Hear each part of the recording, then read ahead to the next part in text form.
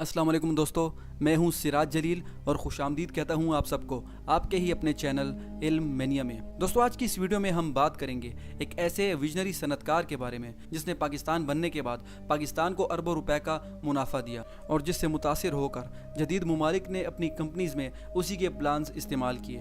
دوستو یہ صنعت کار کون ہے؟ جانتے ہیں سب کچھ آج کی اس ویڈیو میں۔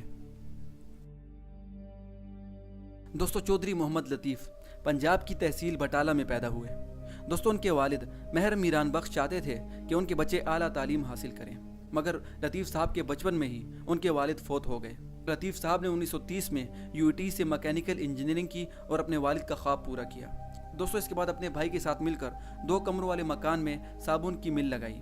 دوستو اس کے بعد وہ 7 سال تک نیوی کے کمانڈر ان چیف بھی رہے۔ بہرحال دن رات کی محنت کے بعد ان کی کمپنی چل پڑی۔ دوستو ان کی یہ صابن بنانے کی کمپنی پورے ہندوستان پر چھا گئی۔ اس کے بعد انہوں نے لوہے کے میدان میں بھی ہاتھ ڈالا اور ان کی کمپنی لوہا بھی بناتی تھی اور دوستو یہ بہت منافع کماتی تھی۔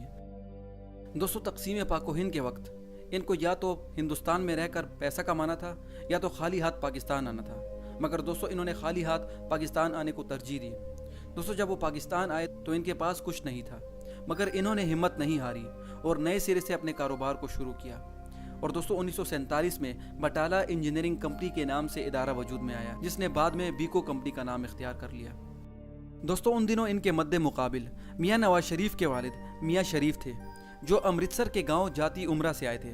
ان کی کمپنی بھی لوہا بناتی تھی، مگر لطیف صاحب کی اعلیٰ تعلیم اور معیار کی وجہ سے ان کی کمپنی پہلے نمبر پر تھی، جس میں 6000 ملازمین کام کرتے تھے اور پاکستان کو سالانہ اربوں روپے کا منافع ہوتا تھا۔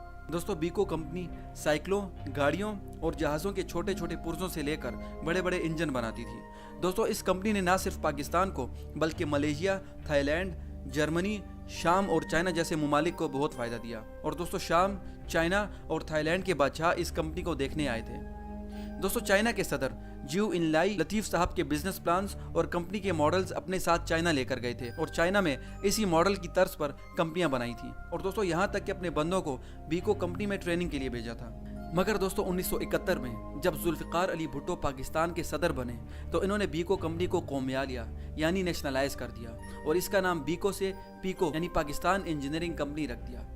دوستو کمپنیوں کو نیشنلائز کرنے کی وجہ سے سارے صنعت کار سڑکوں پر آ گئے تھے اور وہ لطیف محمد چودھری جو اپنی تمام کمپنیوں کو انڈیا میں پاکستان کی خاطر چھوڑ کر آئے تھے، پاکستان حکومت نے ہی ان سے یہ سب کچھ چھین لیا۔